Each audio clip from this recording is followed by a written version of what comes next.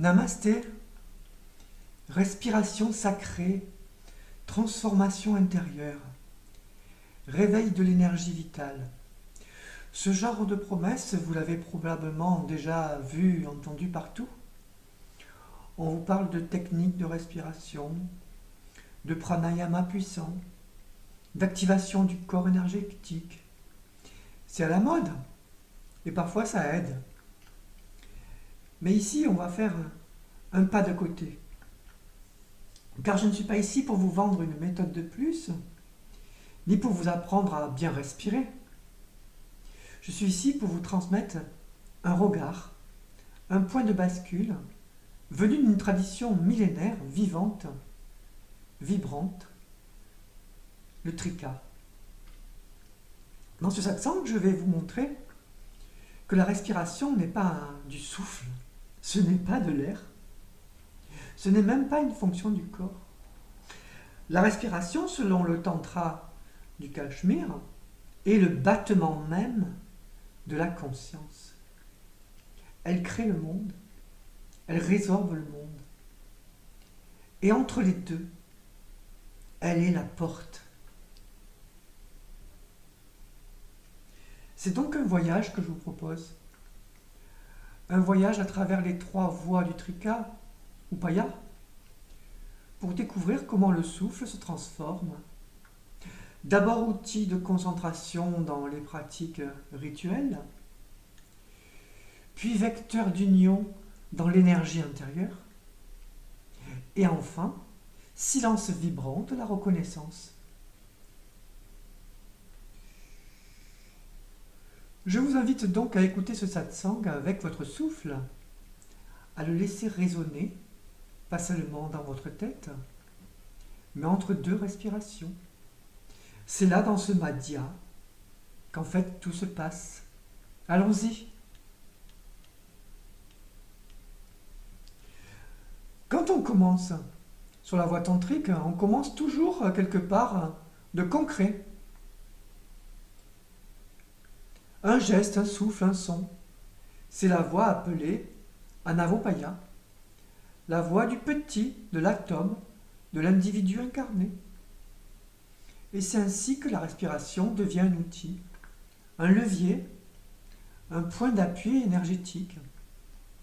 Dans le Trika, cette première approche de la respiration n'est jamais dissociée du rituel. Pas dans un sens d'un cérémonial figé, mais dans le sens d'un geste vivant orienté vers le sacré. Par exemple, dans le Nyasa, cette pratique où le corps devient un autel, on touche, on visualise, on récite un mantra et on respire. À chaque syllabe sacrée, déposée sur un membre du corps, devenu réceptacle vivant, temple, il y a un souffle associé. Le tantra local le précise que quand on crée cela devient sacré comme un autel. Et c'est à travers lui que le souffle circule. Il est même dit que la lettre A est identifiée au prana lui-même. Bija, plus que lettre. Et quand tu fais un nyasa, en fait, quand tu récites un mantra, tu ne fais pas entrer de l'air. Tu fais circuler la vibration divine à travers ton canal intérieur. C'est ça l'Anavopaya. Le souffle devient mantra.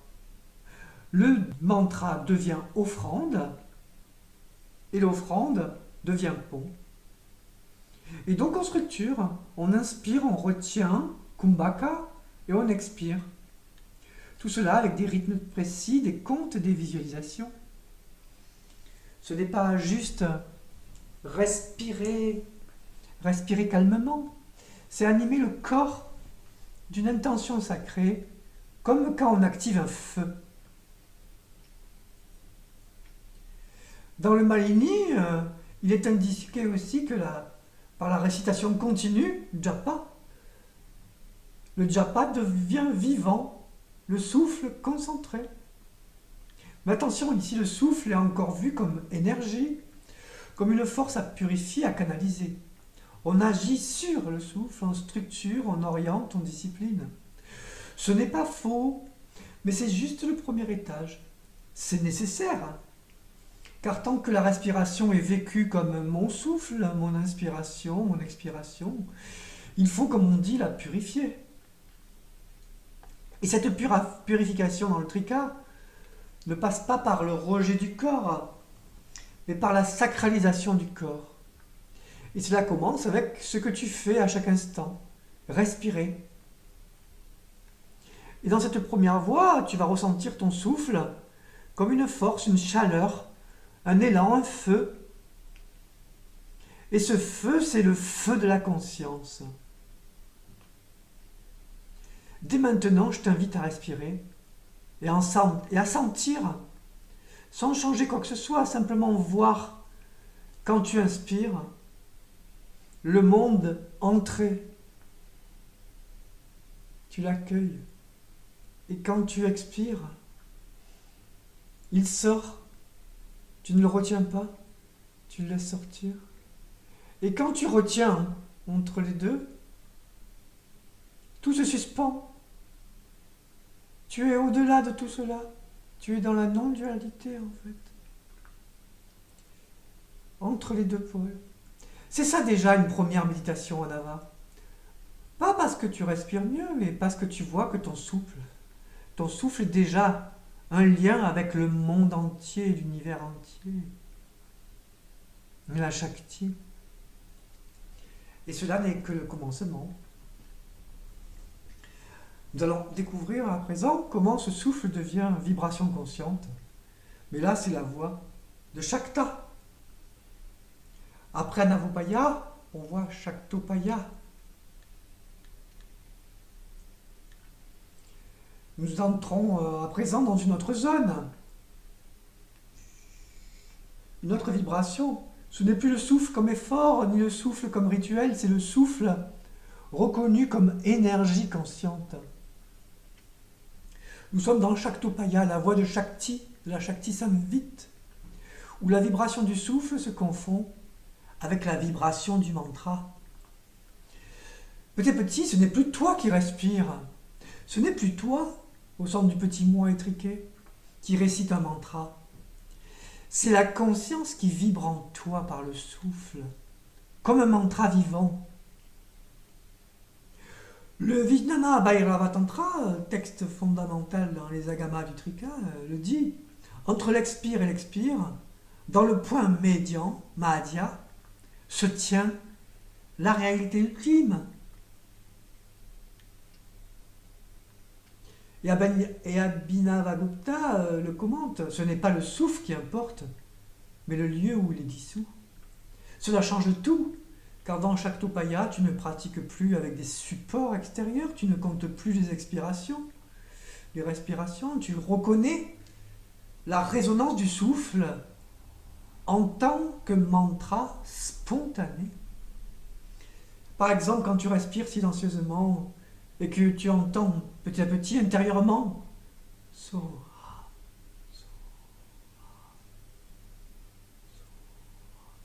ce n'est pas toi qui le produis, c'est la conscience qui affirme « je suis cela ». Et plus profondément encore, comme l'indique le Malini, le mantra est déjà dans le souffle. Il n'a pas besoin d'être articulé, il doit être entendu.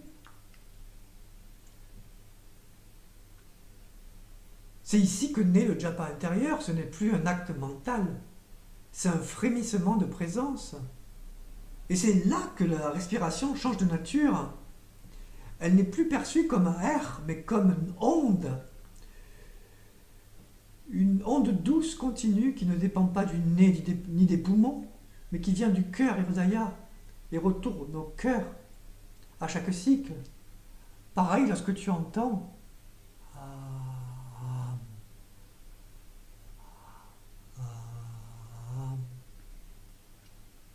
Alors, que fait-on dans cette voie? On cesse d'intervenir progressivement.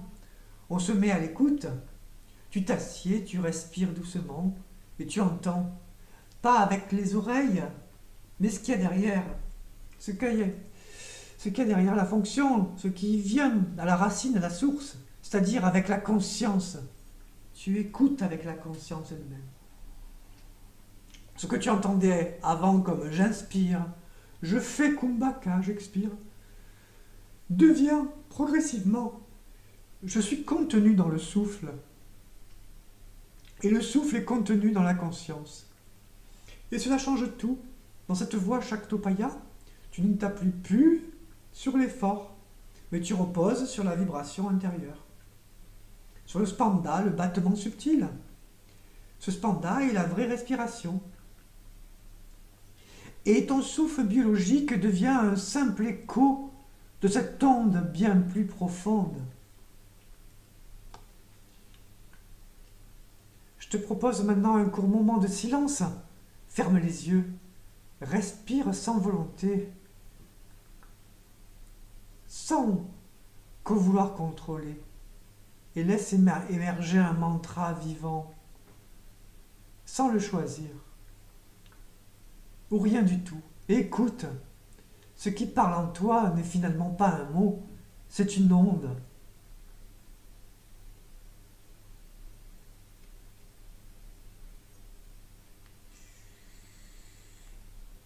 Voilà, c'est cela la porte de Shaktopaya. Une onde silencieuse, un souffle vibrant. Un appel vers quelque chose d'encore plus pur. Mais dans cet instant, on va encore aller plus loin. On va découvrir que ce souffle, en fait, n'a jamais commencé. Car il n'a jamais été séparé de la conscience elle-même, qui est éternelle. Alors là, ce sera le Shambhavopaya.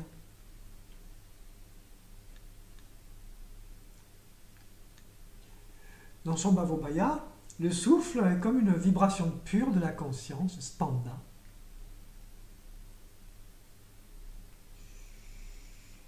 À présent, on oublie la technique, on oublie le souffle comme outil, on oublie même le mantra lui-même.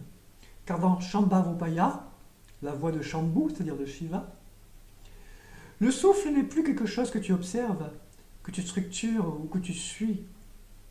Le souffle n'est plus extérieur à toi. Il est toi. Il est le battement même de la conscience. Dans le Tantraloka, Abhinava Gupta dit que le spanda, le frémissement, est ce par quoi tout apparaît, et ce en quoi tout se résorbe. Et dans le Vijnana Bhairava Tantra, il est indiqué lorsque le souffle suspend, kumbhaka donc, il y a révélation de la totalité. Ici, dans le Shambhavopaya, il n'y a plus de souffle en tant que souffle. Il n'y a que la reconnaissance spontanée, pratabhijna, spanda, du fait que la conscience vibre. Et cette vibration, ce spanda, est ce que tu croyais être ta respiration. En fait, tu n'as jamais respiré. Ce que tu croyais inspire était la manifestation du monde. Ce que tu appelais expire était sa résorption. C'est cela que dit la tradition du trika, du shivaïsme, du Cachemire authentique. Le souffle est la création du monde et sa dissolution à chaque instant. Le souffle est la création du monde et sa dissolution à chaque instant. Tu n'as pas à suivre le souffle, donc. Tu as à reconnaître que tu es ce qui le rend possible. Pas de méthode, pas de concentration, pas de direction, juste un basculement, un retournement. Tu es cela, cette présence silencieuse, cette évidence. Et soudain, ce que tu croyais être, le souffle entre deux narines, se révèle être le cœur vibrant de tout l'univers. Dans les shastras, il est écrit que ce n'est pas le souffle qui va et vient, c'est la conscience qui bat. Et Swami Lakshmanju, qui reprend le Tantraloka, l'a dit clairement lui aussi. Le vrai souffle est Shakti, la vibration de la conscience. Alors, dans ce dernier espace, il n'y a même plus de je médite sur le souffle. Il y a je suis ce souffle sans origine qui pulse l'univers et le résorbe à chaque instant, sans cause, sans effort, sans séparation. Et si un jour tu ressens cela, ce n'est pas une technique réussie. C'est la grâce de Shiva, Shaktipata, qui a levé le voile. Et si un jour tu ressens cela, ce n'est pas une technique réussie. C'est la grâce de Shiva qui a levé le voile. Et c'est cela le pranayama ultime dans le trika. Non pas retenir le souffle, mais reconnaître que le souffle n'est autre que la conscience elle-même. Alors, à présent, je vous invite à vivre le souffle comme spanda dans la vie quotidienne. Comment l'intégrer tout cela, ce satsang? Nous avons parcouru ensemble les 3 grandes voies du trika et vu comment le souffle change de nature à chaque étape. Dans Navopaya, il est un support structuré, ritualisé, utile. Il purifie, discipline, concentre. On suit l'inspire, on retient, on l'inspire, on chante un mantra. C'est noble, c'est très souvent nécessaire. Dans chaque Shaktopaya, il devient une énergie intérieure, vibrante, subtile. Il n'est plus dirigé, il est écouté. Le souffle est reconnu comme mantra vivant, comme onde silencieuse venue du cœur. Et dans Shambhavopaya, il est ce qui est. Il n'y a plus de souffle, il n'y a plus que spanda, le battement nu, sans début ni fin, par lequel le monde apparaît et disparaît, dans l'évidence absolue de la conscience. Alors, que faire dans ta vie quotidienne avec cela? Eh bien, commence là où tu es. Si tu es dans l'Anavopaya, fais du pranayama chaque matin. Observe ton souffle, récite un mantra, fais un nyasa simple et offre tout cela, non pas à un Dieu extérieur, mais à la présence en toi. Si tu es dans Shaktopaya, assieds-toi, ne fais rien, écoute. Le souffle te parle, il te dit Soham, il te dit Aham. Laisse le mantra s'éveiller dans ton souffle. Et si, par la grâce un jour, ou par une guidance d'un gourou authentique, du trika vivant, tu entres dans Shambhavopaya, alors tout s'arrête. Pas parce que tu as réussi, mais parce que tout était déjà là. Le souffle n'est plus un outil. Il est le secret même du réel. Il est le battement de l'amour de Shiva. Tu n'as plus rien à faire. Tu es déjà là, tu es déjà cela.